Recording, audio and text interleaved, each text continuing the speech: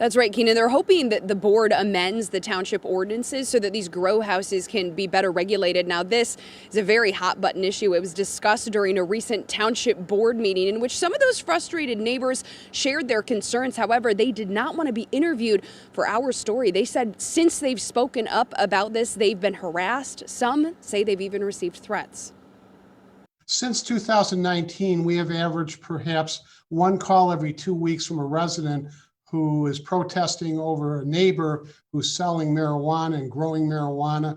The typical neighbor is upset because of the noise, the traffic, the horrendous odor. It's the reason West Bloomfield Township Supervisor Steve Kaplan called on the township board last week to consider amending an ordinance to address the problem, one he says is getting worse. Now we're receiving perhaps one call per week. Frustrated neighbors claim caregivers, people allowed to grow a certain amount of marijuana for personal medical use and to supply to a limited number of patients, are making a cottage industry out of it, growing more than they're allowed to and selling it illegally.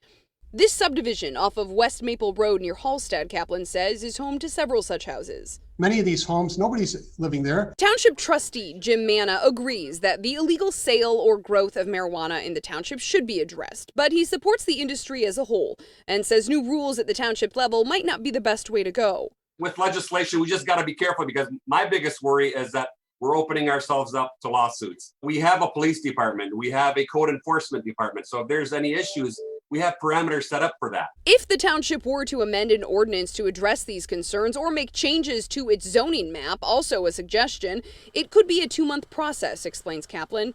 The next board meeting is February 8th. Our neighborhood should be isolated from it, and let's move it into an area where it won't harm the neighborhoods.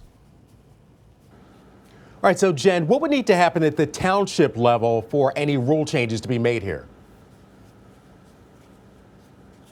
Well, there, of course, would have to be a vote, Keenan, of the trustees, and the majority of them would have to agree to it. So 4 trustees would have to be on board with this. Again, this is a hot-button issue. We expect a lot more further discussion on this front. The next board meeting is February 8th. We, of course, will be following up on this. Keenan?